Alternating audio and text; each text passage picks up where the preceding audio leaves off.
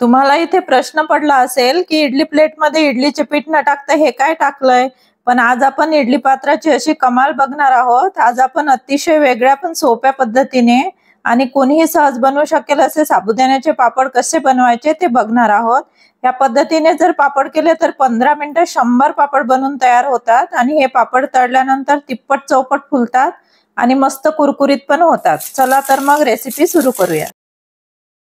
साबुदाणा कुरवड्या बनवायसाठी मी इथे साबुदाणा घेतलाय, 1 वाटी साबुदाणा घेतलाय आणि तो असा छोटा छोटा आहे। असा कुठल्याही किराणा दुकानात असा छोटा साबुदाणा मिळतो तो घेतलाय। याच्या छान होतात कुरवड्या म्हणून मी हा घेतलाय। आता हा स्वच्छ धुवून घ्यायचा आणि साबुदाणा बुडेल एवढं पाणी टाकून 2 तास भिजत ठेवायचा। हा साबुदाणा लवकर भिजला जातो आपल्या जाड साबुदाण्यापेक्षा। आता मी हा 2 पाण्याने स्वच्छ धुवून घेते म्हणजे त्यातलं स्टार्च काही धूळ वगैरे असेल निघून जाते आणि ते भिजत टाकून ठेवलंय 2 तास। आता हे बघा 2 तास झाले मी साबुदाणा भिजत टाकलेला, तो बघा जास्त पण झाला असा फुललाय आणि बिलकुल सॉफ्ट झाला। हा अगदी 2 तासात भिजला जातो हे बघ आणि छान मोकळा मोकळा झालाय। एकदम जास्त पाणी नाही टाकायचं, साबुदाणा डुबेल एवढंच पाणी टाकायचं म्हणजे असं छान मोकळा होतो। आता आपल्याला यात घालायचं आहे मीठ चवीनुसार।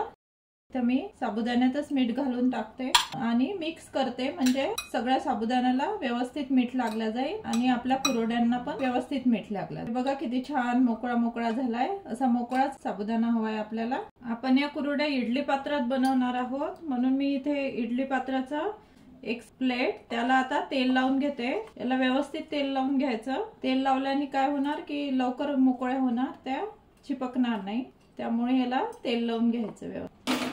आता हा जो आपला साबुदाणा आहे तो यात टाकायचा, एक एक चम्मच टाकून अशा प्रकारे सगळीकडे स्प्रेड करून टाकायचा। एकदम जाडी पण लेयर नको आणि एकदम पातळ पण नको।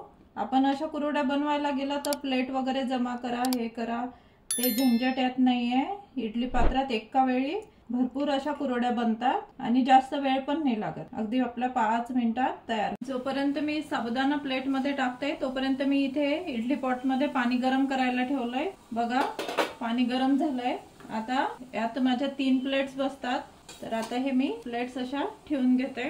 तर हे जे होल्स आहे त्यावरती आलं पाहिजे, असे होल्स वरती होल्स नाही ठेवायचे, होल्स वरती असं प्लेट आले पाहिजे। आता झाकून लावून 5 मिनिट मीडियम गॅस वरती वाफवायचं आहे। एकदम जास्त वेळ लागत नाही, बिलकुल 5 मिनिट। हे बघा 5 मिनिट झालेत। आता आपण बघूया, हे बघा व्यवस्थित शिजला गेलाय, कलर पण बदललाय, तुम्ही इथे बघू शकता।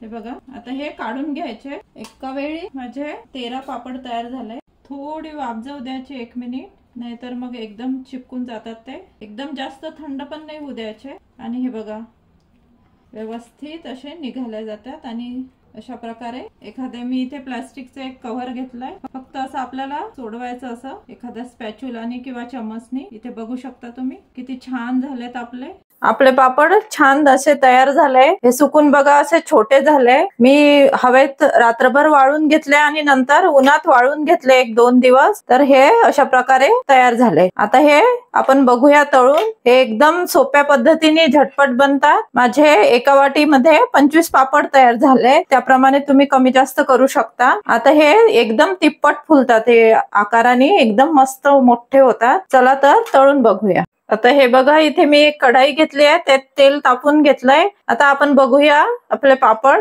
हे बघा किती छोटे होते, असे छान फुलतात, ते एकदम दुप्पट तिप्पट होतात आणि इडली पात्रात बनवल्याने लवकर पण बनतात। हे बघा किती छान फुलले, ते किती छान खुसखुशीत असे पापड तयार झाले। मी तुम्हाला एक तोडून दाखवते, बघा एकदम कुरकुरीत झाले। तर अशा प्रकारे एकदा नक्की करून बघा आणि माझी ही पापडची रेसिपी जर तुम्हाला आवडली असेल तर माझ्या चॅनलला सबस्क्राईब करायला विसरू नका। लाईक करा, कमेंट करून कळवा आणि अशीच एक नवीन रेसिपी घेऊन भेटूया पुढल्या आठवड्यात। धन्यवाद।